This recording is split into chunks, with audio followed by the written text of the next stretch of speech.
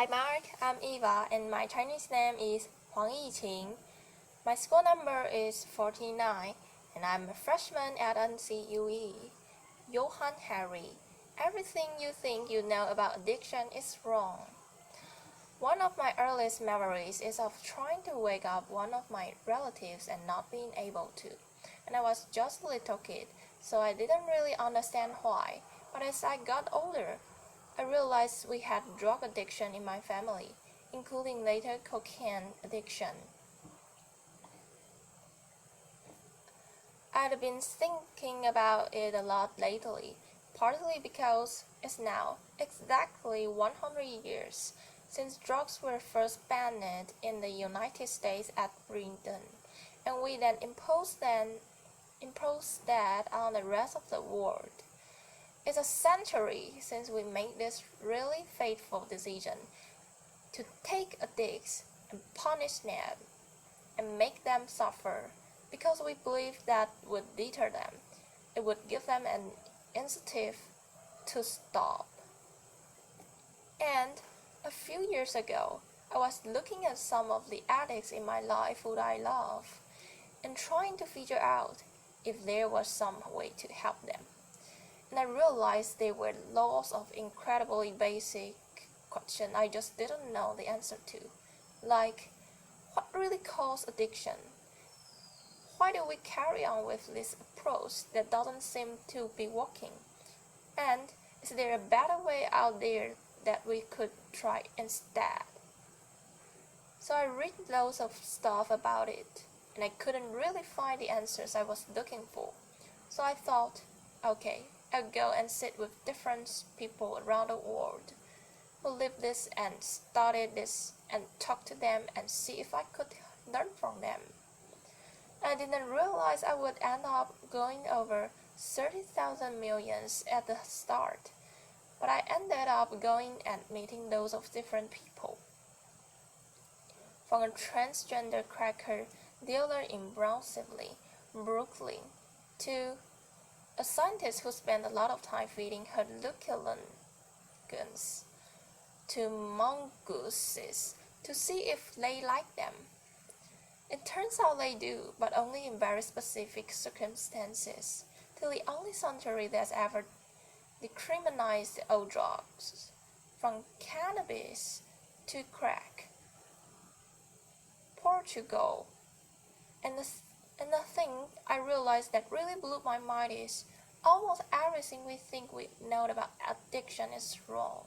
And if we started to absorb the new evidence about addiction, I think we are going to have to change a lot more than our drug policies.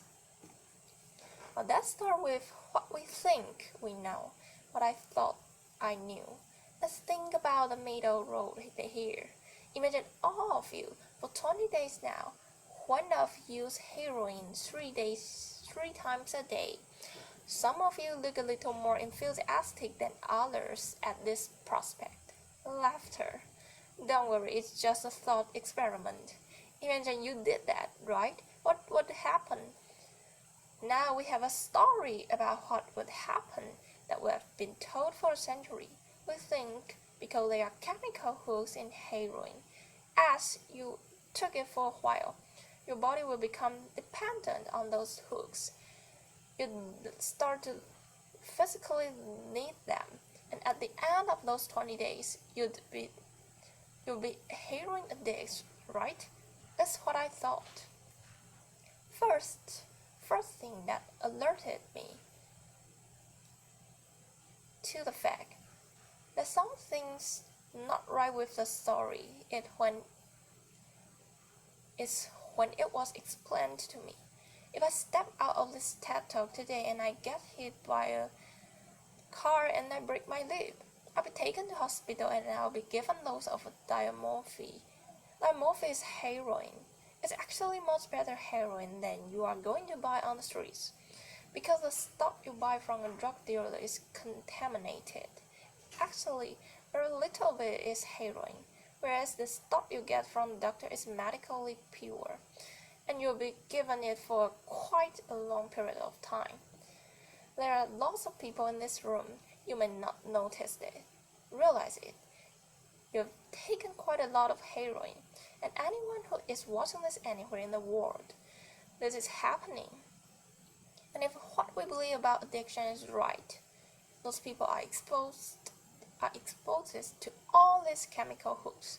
What should happen? They should become addicts. This has been studied really carefully. It doesn't happen. You will have noticed if your grandmother had a hip replacement, so she didn't come out as a junkie. Laughter. And when I learned this, it sounded so weird to me, so contrary to everything I'd been told, everything I thought I knew. I just thought it couldn't be right. Until I met a man called Bruce Alexander. He's a professor of psychology in Vancouver who carried out an incredible experiment I think really helps us to understand this issue.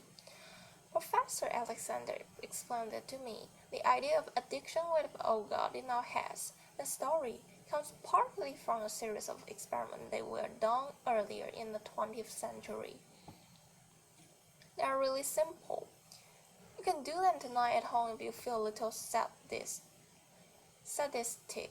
You get a rat and you put it on a cage and you give it 2 water bottles. One is just water and the other is water laced with either heroin or cocaine. If you do that, the rat will almost always prefer the drug water and almost always kill yourself quite quickly. So there you go, right? That's how we think it works. In the 70s, Professor Alexander comes along and he looks at this experiment and he noticed there's something. He said, we're putting the rat in an empty cage. It's got nothing to do except use these drugs. Let's try something different. So Professor Alexander built a cage that he called Rat Park, which is basically heaven for rats. They've got loads of cheese. They've got loads of collarbones. They've got loads of tunnels. Crucially, they've got loads of friends. They can have lots of sex. And they've got both the water bottles, the normal water and the drugged water. But here's the fascinating thing. In Rat Park, they don't like the drug water. They almost never use it. None of them ever use it compulsively. None of them ever overdose. You go from almost 100% overdose when they are isolated to 0% overdose when they have happy and connected lives. Now, when he first saw this, Professor Alexander thought, maybe this is just a thing about rats that's quite different to us. Maybe not as different as we'd like, but fortunately, there was a human experiment into the exact same principle happening at the exact same time. It was called the Vietnam War. In Vietnam, 20% of all American troops were using lots of heroin. And if you look at the news reports from the time, they were really worried because they thought, my God, we are going to have hundreds of thousands of junkies on the streets of the United States when the war ends. It made total sense. Now the soldiers who were using lots of heroin were followed home. The archives of General Psychiatry did a really detailed study, and what happened to them? It turns out they didn't go to rehab. They didn't go into withdrawal. 95% of them just stopped. Now, if you believe the story about chemical hooks, that makes absolutely no sense. But Professor Alexander began to think there might be a different story about addiction. He said, what if addiction isn't about your chemical hooks? What if addiction is about your cage? What if addiction is an adaptation to your environment? Look at this. There was another professor called Peter Johann in the Netherlands who said, maybe we shouldn't even call it addiction. Maybe we should call it bonding. Human beings have a natural and innate need to bond, and when we are happy and healthy, we bond and connect with each other. But if you can't do that because you are traumatized or isolated or beaten down by life, you will bond with something that will give you some sense of relief. Now, that might be gambling, that might be pornography, that might be cocaine, that might be cannabis, but you will bond and connect with something because that's our nature. That's what we want as human beings. And at first, I found this quite a difficult thing to get my head around, but one way that helped me to think about it is I can see. I've got over by my seat a bottle of water, right? I'm looking at lots of you, and lots of you have bottles of water with you. Forget the drugs. Forget the drug war. Totally legally, all of those bottles of water could be bottles of vodka, right? We could be getting drunk. I might after this, laughter. But we're not. Now, because you've been able to afford the approximately gazillion pounds that it costs to get into a TED Talk, I'm guessing you guys could afford to be drinking vodka for the next 6 months. You wouldn't end up homeless. You're not going to do that. And the reasons you are not going to do that is not because everyone's stopping you. It's because you have got bonds and connections that you want to be present for. You've got work you love, you've got people you like, you've got healthy relationships. The core part of addiction, I came to think, and I believe the evidence suggests is about not being able to bear to be present in your life. Now, this has really significant implications. The most obvious implications are for the war on drugs. In Arizona, I went out with a group of women who were made to with tissue, saying I was a drug addict, and go on canyons and the graves where members of the public jeered at them. And when those women get out of prison, they're going to have criminal records that mean they'll never work in a legal economic again. Now, that's a very extreme example, obviously, in the case of the Qigong. But actually, almost everywhere in the world, we treat addicts to some degree like that. We punish them, we shame them, we give them criminal records, we put barriers between them reconnecting. There was a doctor in Canada, Dr. Gumbo made an amazing man who said to me, if you wanted to design a system that would make addictions worse, it would design that system. Now there's a place that decided to go to the exact opposite, and I went there to see how it worked. In the year 2000, Portugal had one of the worst drug problems in Europe. 1% of the population was addicted to heroin, which is kind of mind-blowing. And every year, they tried the American way more and more. They punished the people and stigmatized them and shamed them more. And every year, the problem got worse. And one day, the Prime Minister and the leader of the opposition got together and basically said that we can't go on with a country where we're having ever more people becoming heroin addicts. That set up a panel of scientists and doctors to figure out what would genuinely solve the problem. And they set up a panel led by an amazing man called Dr. Johann Goodnow to look at all this new evidence, and they came back and they said they criminalized all drugs from cannabis to crack, but this is the crucial next step. Take all the money we used to spend on cutting addicts off, on disconnecting them, and spend it instead on reconnecting them with society. And that's not really what we think of as drug treatment in the United States and Britain. So they do residential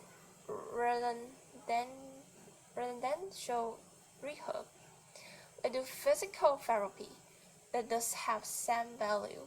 But the biggest thing that they did was the complete opposite of what we do. A massive program of job creation for addicts and microloans for addicts to set up small business. So say you used to be a mechanic. When you are ready, they'll go to a garage and they'll say, if you employ this guy for a year, we'll pay half his wages.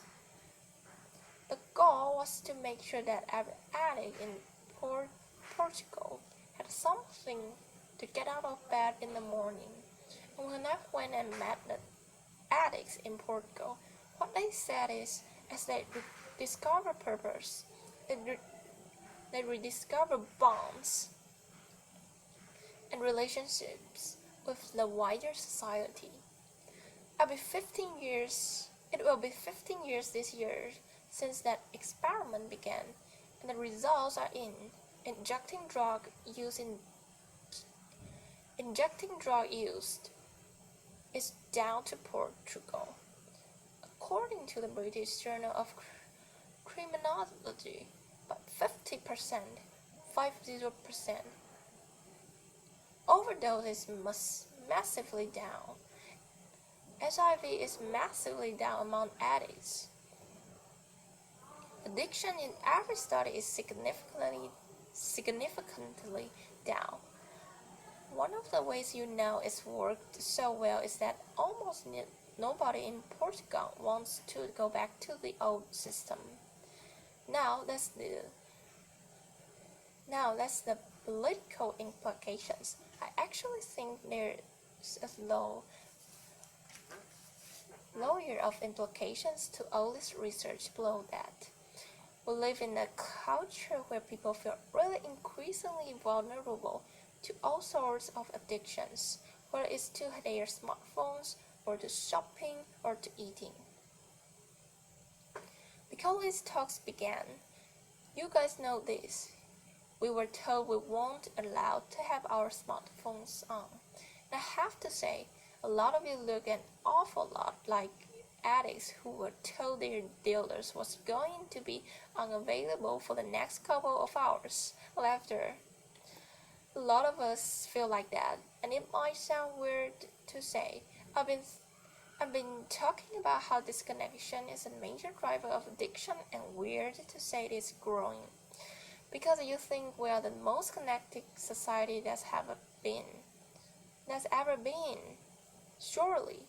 But I increasingly began to think the connections we have or think we have are like a kind of a parody of human connection. If you have a crisis in your life, you'll notice something. It won't be your Twitter followers who come to sit with you. It won't be your Facebook friends who help you turn it around. It will be your fuzz and block friends who you have deep and nuanced and textured face-to-face relationships with. And there's a study I learned about from Bill Monkbin, the environmental writer, that I think tells us a lot about this. It looked at the number of close friends the average Americans believe they can call on in a crisis. That number has been declining steadily since the 1950s. The amount of floor space an individual has in their home has been steadily increasing, and I think that's like a metaphor for the choice we've made as a culture. We've traded floor space for friends. We've traded stuff for connections, and the result is we are one of the loneliest societies there has ever been. And Bruce Alexander, the guy who did the Rat Park experiment, says we work all the time in addiction about individual recovery. And it's right to talk about that, but we need to talk much more about social recovery. Something gone wrong with us, not just with individuals, but as a group. And we have created a society where, for a lot of us, life looks a whole lot more like that isolated cage, and a whole lot that's like Rat Park. If I'm honest, this isn't why I went into it. I didn't go into the the political stuff, the social stuff. I wanted to know how to help the people I love. And when I came back from this long journey and I learned all this, I look at the addicts in my life, and if you are really candid, it's hard involving an addict. And there's going to be lots of people who know in this room. We are angry a lot of the time, and I think one of the reasons why this debate is so charged is because it runs through the heart of each of us, right? Everyone has a bit of them that looks at an addict and thinks, I wish someone would just stop you. And the kind of scripts we are told for how to deal with the addicts in our lives is typified by, I think, a reality show Innovation. If you guys have ever seen it, I think everything in our lives is defined by reality's TV. But that's another TED Talk. If you have ever seen the show Innovation, it's a pretty simple premise. Get a dig all the people in their life, gather them together, confront them with what they are doing and they say, if you don't shape up, we're going to cut you off. So what they do is they take the connection to the addict and they threaten it. They might it contingent on the addict behaving the way they want. And I began to think why that approach doesn't work. And I began to think that's almost like importing of the logic of the drug war into our private lives. So I was thinking, how could I be Portugal? And what I've tried to do now, and I can tell you I do it consistently, and I can tell it's easy, is to say to the addicts in my life that I want to deepen the connection with them, to say to them, I love you whether you are using or you are not. I love you.